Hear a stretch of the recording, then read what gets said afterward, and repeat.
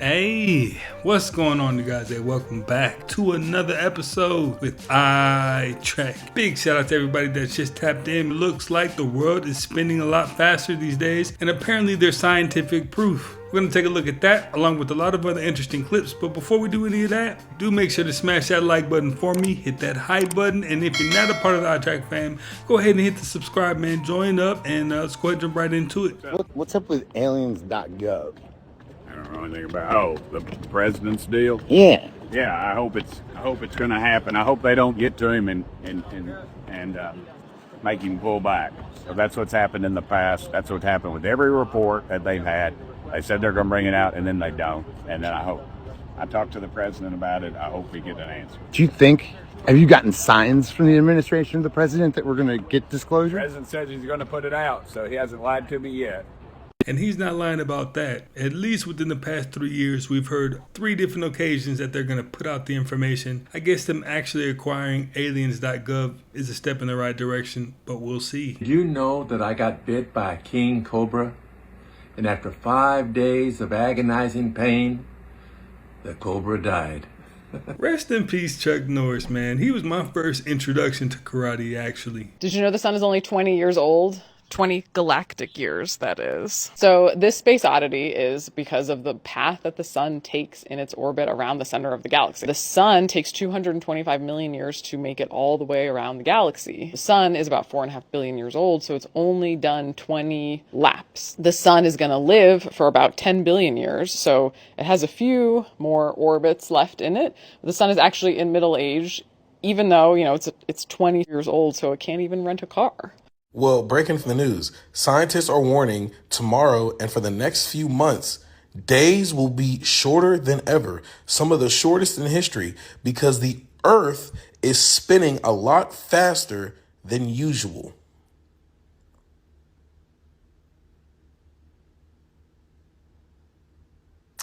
There was filler space there because I needed everybody to understand what the fuck I just read and said. The data show that today, Earth is rotating a little bit faster than yesterday or tomorrow. How much is a little? Like a fraction of a millisecond? I don't think you're going to notice it. I'm just saying. There's a dozen ways Earth's rotation rate can be influenced. Tides are a big force from the sun and the moon. Earthquakes are changing where the mass is on Earth's surface. Melting ice caps, water flowing off of land into the ocean, changes where the mass is on Earth.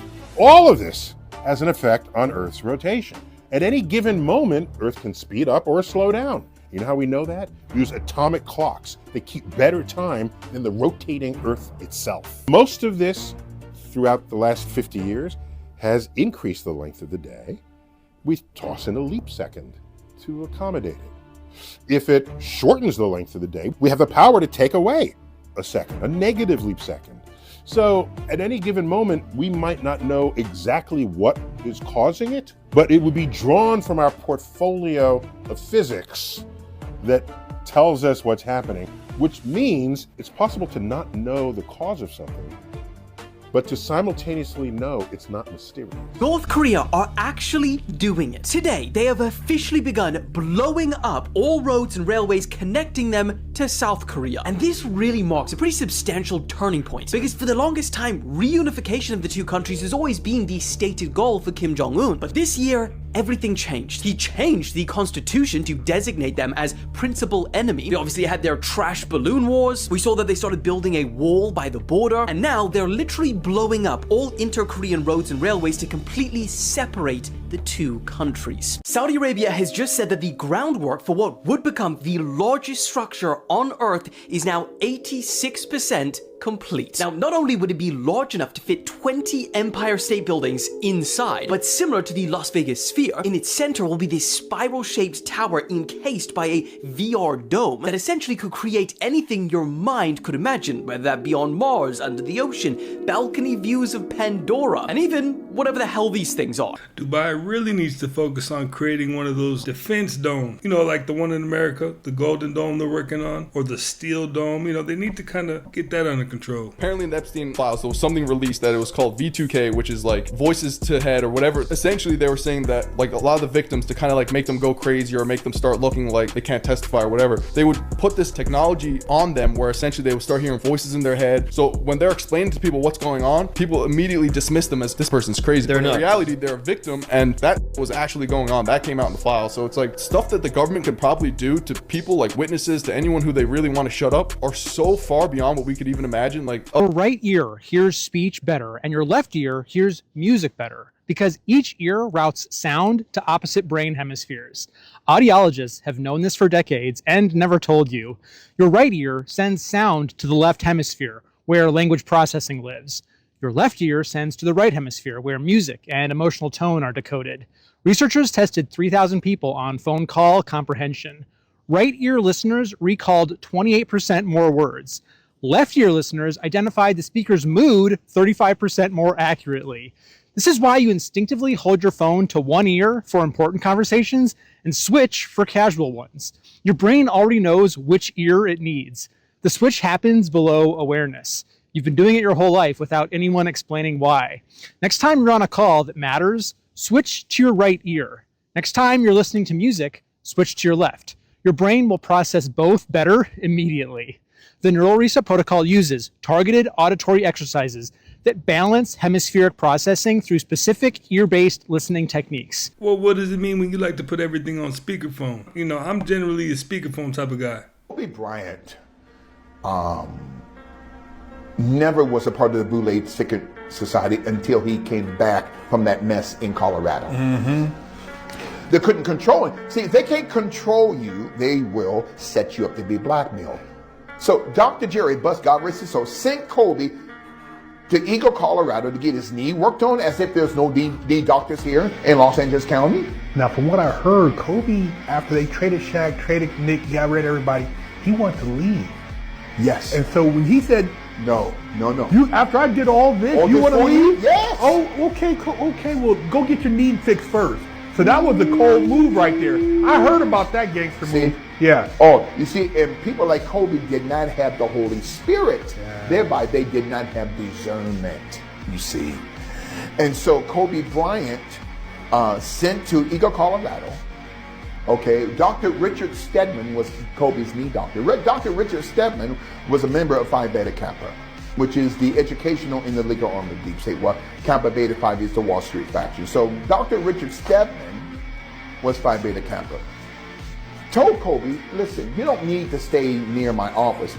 You can go to Edwards, Colorado. That makes no sense. That's miles away. Setting him up. The one source creator divides itself into the many for the joy of observing itself through our unique eyes of perspective. And why is that? Well, because an eye can't see itself without the aid of a mirror. If a fire can't burn itself, a knife can't cut itself. Likewise, consciousness cannot perceive itself without dividing itself into the mirrors that we are. It's experiencing the concepts of limitation from the construct of being immortal and being eternal. You can't ever, an omniscient, omnipotent, omnipresent being cannot experience limitation. And so it comes here through us in order to experience the concept of limitation. What's it like to ask a question that I don't already know the answer to? What's it like to experience a lover's gaze for the first time and not know if it's going to be there tomorrow or not? Because if we're playing chess and it becomes clear that I'm already going to beat you in 7 moves and I've got you checkmate, we stop playing now. There's no point in continuing the game. It's no fun. So we have to come here to have forgetfulness so that we can experience what it's like to remember. And as we remember who we are, then we start to put all the puzzle pieces together and start to see how all the dots actually do connect in our life. But it takes a while for us to get to that point. And you've got to go through the stages of the crisis. You've got to go through the loss of the mentor. You've got to go through the 17 stages that are, very well articulated in the hero's journey. Throughout our whole lives, all we're doing really is gathering other people's perspectives. Even in any great book that you want to look at, the Quran, the Bible, all these great books are stories of people's perspectives and, what they went through, and to help you understand. So that's why I definitely like to take a listen to everybody's perspective. U.S. buried 120,000 tons of nuclear waste under a concrete dome on a tiny Pacific island, and it is officially cracking open. This is obviously insane, but between 1946 and 1958, the United States detonated 67 nuclear bombs across the Marshall Islands.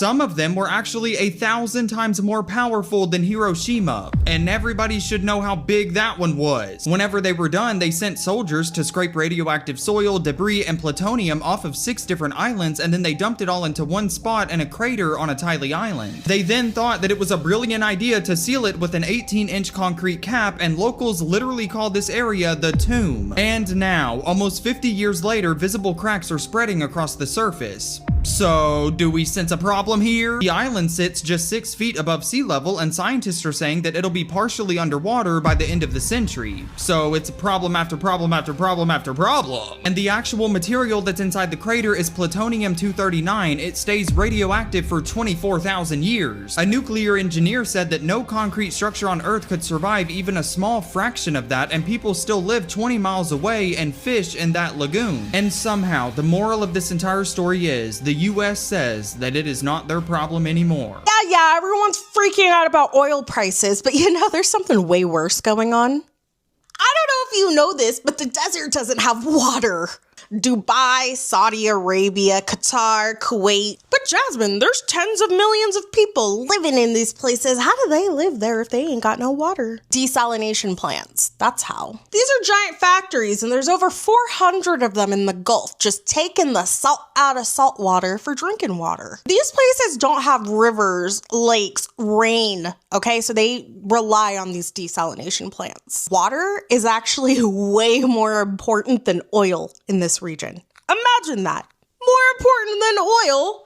That sounds foreign to these American ears. Do you remember last week when I told you about the Strait of Hormuz and how that shut down and all those tankers can't pass through with their oil?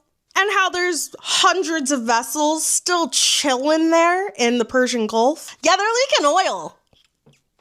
Tons of oil. It's just leaking into the Gulf. And you know what a desalination plant can't do? I mean, it could take the salt out of the water, but it can't take the oil out of the water. So yeah, how can you water these places if that's happening? You can't. And repair ships can't get through. Hey,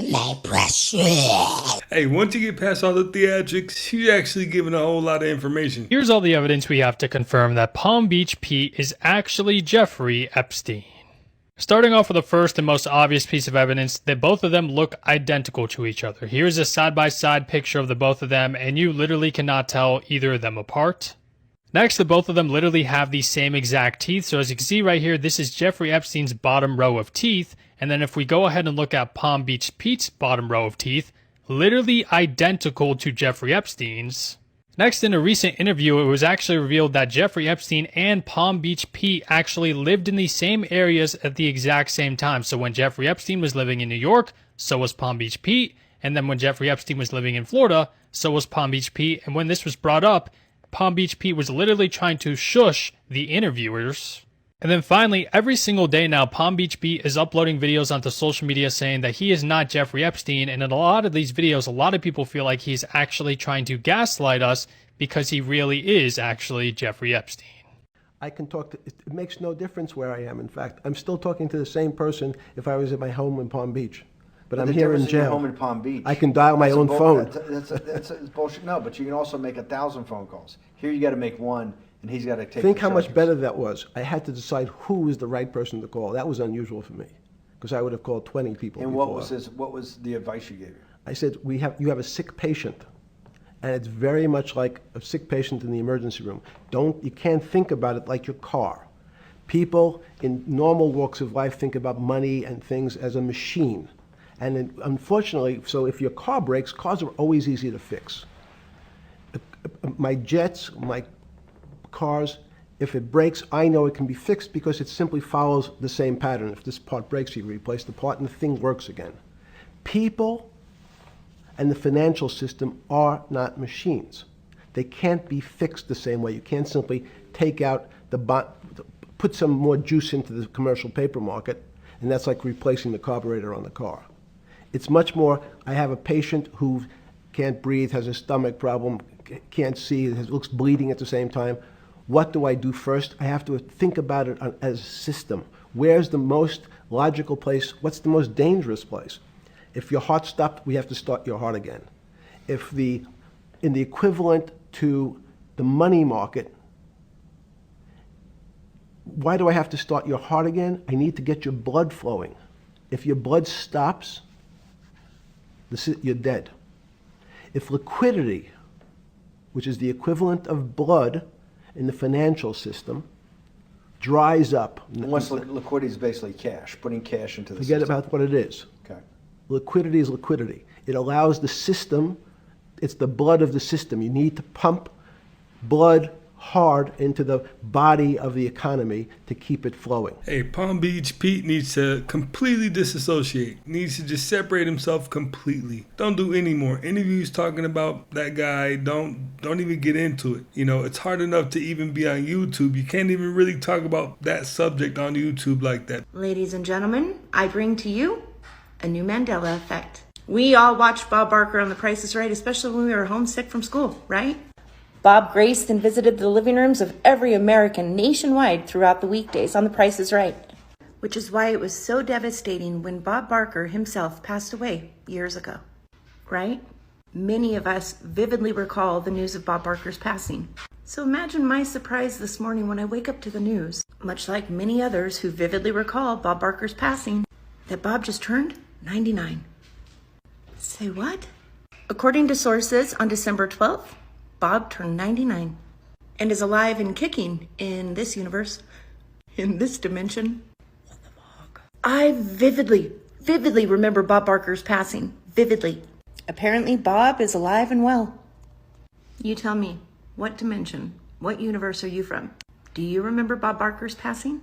Or did the news of his 99th birthday landing on the 12th come to you as no surprise? Now, if I'm not mistaken, I definitely remember that as well, too. Now, if it's just me, let me know. Tap in. Is this a real Mandela effect, or is she 100% mistaken? So you mean to tell me that that thing comes from the same planet as me? No. Meet the crown of thorns starfish. First off, they don't have a brain, or heart, or central nervous system. They don't even have blood. On top of that, as I'm sure you've noticed, they're also covered top to bottom in spikes. And those spikes are venomous, causing severe pain, swelling, and you could possibly be paralyzed. No thank you. What makes it even worse is the fact that this starfish is basically immortal too. People have tried chopping these things in half, and what happens is both halves regenerate, resulting in two highly venomous starfish. They just doubled their problem. But the weirdest thing about them is how they eat. Basically, when they find their prey, they literally spit their stomach out of their mouth at the creature. Their stomach digests the creature outside their body, and then they suck their stomach back up through their mouth. Does that sound like Earth to you? Moral of the story? Aliens do exist. They're just found in the ocean. And as always, follow for more facts. This video comes from the Philippines. It's apparently of an aswang that passed right through a gate. Do these images make you uncomfortable? If they do, this is a concept called uncanny valley, where people have a strange, uneasy feeling when they look at robots that are too lifelike, or anything that looks or acts human, but there's something off about them. This concept was introduced in the 70s by a professor at the Tokyo Institute of Technology named Masahiro Mori. He coined the term uncanny valley to describe his observation that as robots appear more human-like, they become more appealing, but only to a certain point. Let me know in the comments if you experience this.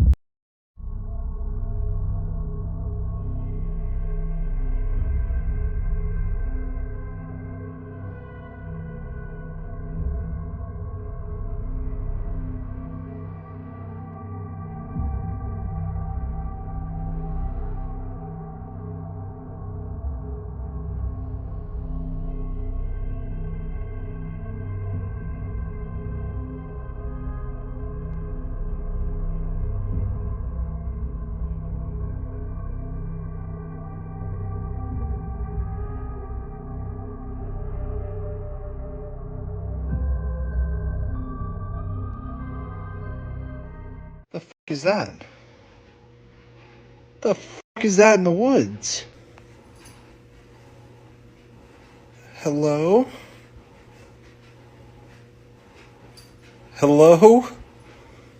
It's tough to understand how awesome $1 billion in cash really is. Maybe this example will help. $1 million is a stack of $100 bills 3 feet high. $1 billion is a stack of $100 bills twice as high as the Empire State Building. What do we got here? Apparently we are not alone. Okay, what does it close by itself do?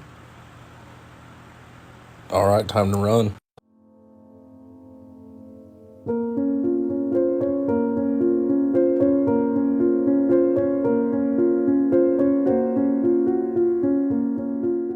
Viral clip is from a real pursuit that happened in Las Vegas in 2023. The police were chasing a black F-type Jaguar. It was a stolen vehicle. The suspect was a suspected high-end car thief, and police were sure that they'd got him this time. With a helicopter overhead, police trailing behind, waiting for the right moment to strike, nobody escapes under these circumstances. He drove the Jaguar under a wide overpass, the 110 freeway. When the car came out the other side, the police approached, but when they opened the door, they realized he was gone. They set up a police perimeter, blockades, and searched the surrounding area, but never caught him. And that's why he's now known as the Ghost Rider. Is he still out there doing the same thing to this day? They really don't know. No, they're definitely not finding him. That was a once-in-a-lifetime type of thing, too.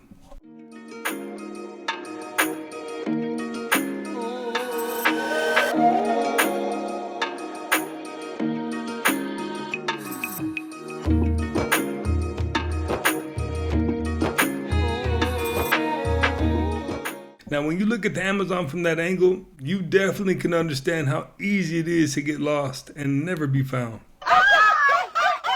Oh, is this it with us? Yes, right? To the goddess sound. Oh, to the goddess sound.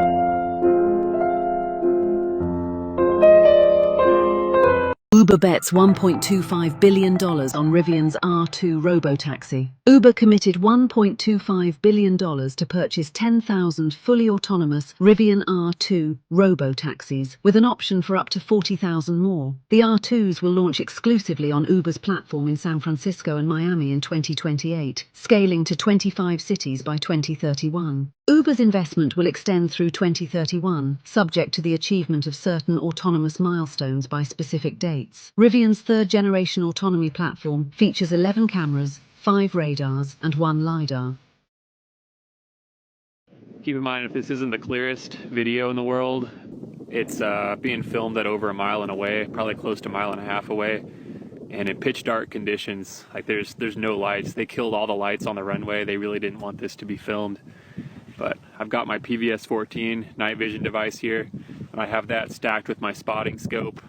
And yeah, hopefully this is going to come out cool. I can make out the vague shape of the craft. I can see the nose, and it looks like 2 vertical fins. I think the aircraft is upside down. They're spinning it around too. So 3 United States presidents that were all born the same exact summer. You know what's even more interesting is how close together that they were born. Donald Trump and George Bush, they were born just 22 days apart. George Bush and Bill Clinton, they were born just 44 days apart. And then when you look at Trump to Clinton, they were born 66 days apart. That's 22, 44, 66. 3 future presidents, all perfectly spaced. What are the odds that? The same generation, the same window of time, the same path to power in life, in the same country. Now here's where it gets even more interesting. Because just the summer before they were born in 1946, there are documented experiments that were happening in the United States. And some people still question that today. Some believe that those had some spiritual significance. And others say that it's just coincidence and nothing more. But when you see a pattern like this, it makes you pause. Is this just random timing? Or is this end time design? I'd like to know what you think. Please leave it below in the comments. God bless you. That's about as random as it gets. But knowing what we know now, it's kind of hard to say it's coincidence. Countries are running out of oil, with some that only have a few days of supply left now resorting to these drastic emergency measures. Countries that have historically relied on the Middle East for the vast majority of their oil imports are now in deep trouble as shipments dry up due to Iran's closure of the Strait of Hormuz. On top of that, other oil exporters, including China, have halted all gas and diesel exports amid growing uncertainties. This has squeezed some governments into taking harsh actions, first in countries such as Bangladesh and the Philippines, which imports around 90% of their oil from the Middle East, authorities have begun rationing oil by shutting down non-essential buildings and even reducing the work week to only 4 days. Then, even major economies, including Australia and South Korea, who have seen their oil prices skyrocket due to a likewise dependency on Middle Eastern imports, have begun tapping into the governmental and civilian emergency oil reserves, but even so, Australia warns that they only have enough to last them around a month. Huh. Well, isn't this ironic? Isn't this supposed to be the Monopoly man with the monocle? Yeah. He has a monocle. I told you. Study the elites. I've always said this, man. The J World Order is really easy to get behind. It's like, it's low-hanging fruit. Yeah. Again, going back, low-hanging fruit. Right. But when you study these people, they give you the symbol. You can see the symbols. You know, when you're watching John Lennon on some MTV thing with a chick and she's like, bang, right? You're like, oh, what the is that? What the is that? I'm going to share some super weird facts about Antarctica. Let's get into it. For starters, no one actually owns Antarctica. That's mainly because in December 1st of 1959, 50 different parties signed the Antarctic Treaty. In this treaty, it also prohibits the disposal of any radioactive waste or nuclear testing. Another super interesting fact is that they have a doomsday seed vault here in Antarctica that pretty much has any seed you could think of to keep a civilization alive. I mean, it's good to be prepared, but this kind of makes you worry a little bit. Like, why are we that prepared? Why do we have so many seeds, and why in Antarctica? Maybe there's a whole secret city underneath this vault and they use all the seeds in here to be sustainable. So you never know, right? Just throwing that out there. And also there's a place in Antarctica called Rothschild. And if you've done any research on this family, you would know that they are one of the most elite and powerful families in the world. I wouldn't be surprised if the Rothschild family had some type of secret investment in Antarctica. Along with those alien files coming out, they need to just go ahead and let everybody know exactly what's going on in Antarctica, because that curiosity will never go away.